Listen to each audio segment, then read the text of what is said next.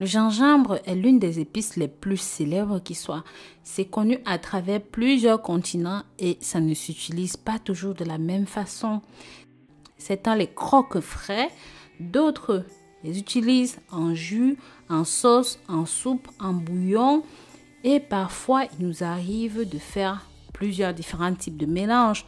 Par exemple, il m'est arrivé de mélanger ceci avec le citron et l'ail, mais il arrive qu'on le mélange avec bien plus, avec certains autres fruits, comme les raisins, le kiwi, les oranges, la mangue, la banane. Mais aussi, il arrive qu'on les mette dans des sauces, dans des préparations. Dans cette vidéo, justement, je voudrais vous parler des mélanges que nous faisons de façon innocente, des préparations que nous faisons de façon innocente avec le gingembre. C'est certainement arrivé quelquefois de vous sentir étourdi après avoir consommé soit un jus, soit une préparation, soit une boisson. Dans cette vidéo, je vais vous expliquer pourquoi, comment certaines personnes peuvent être victimes du gingembre et surtout comment consommer ceci sans avoir des effets secondaires.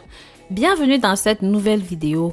Mes chéris, comme vous avez pu voir dans le titre, je sais que je vous ai souvent parlé du gingembre, des vertus exceptionnelles du gingembre, du fait que c'est antioxydant, c'est très bon pour les diabétiques, pour tous ceux qui ont des problèmes gastriques, intestinaux, qui veulent même perdre du poids ou même des troubles sexuels. Pensez à partager ceci avec la famille, les amis et même les ennemis. Alors, avant de vous parler des interactions négatives que ceci peut avoir avec les médicaments et bien d'autres maladies que vous pouvez avoir, je vais vous montrer certaines plantes, certaines épices, certains remèdes naturels que vous ne devriez en aucun cas consommer si vous consommez du gingembre de façon médicamenteuse.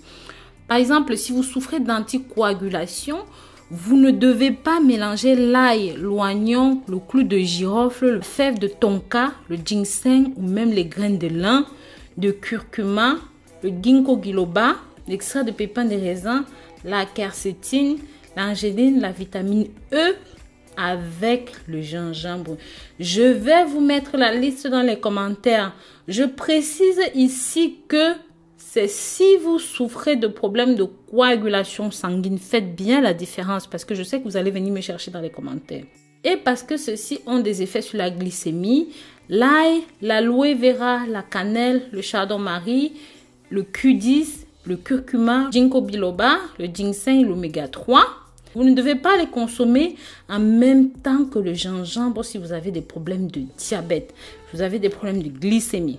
Il ne faut pas dépasser 4 grammes de gingembre par jour parce qu'un surdosage de gingembre peut avoir pour conséquence les brûlures d'estomac, les gaz, les ballonnements, la diarrhée, les menstruations plus abondantes, la nausée. Même si le gingembre classique est un remède contre la nausée, en consommation abondante, ça peut plutôt accentuer vos symptômes.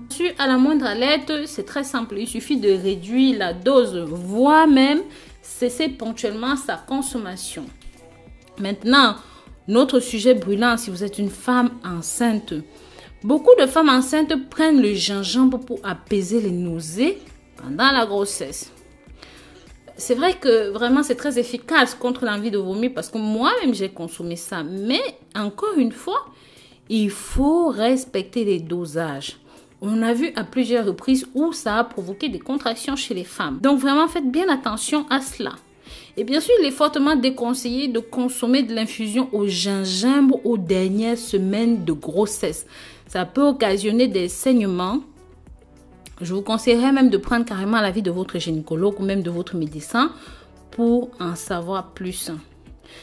Maintenant, le gingembre, comme nous le savons tous, ont énormément de vertus, énormément de bienfaits. Donc, que ce soit pour le système digestif, que ce soit pour le système anti-inflammatoire, antioxydant, que ce soit pour les diabétiques, pour ceux qui ont des problèmes gastro-intestinaux, nous savons tous à quel point le gingembre est bon.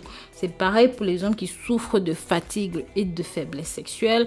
Nous savons que le gingembre est tout simplement exceptionnel.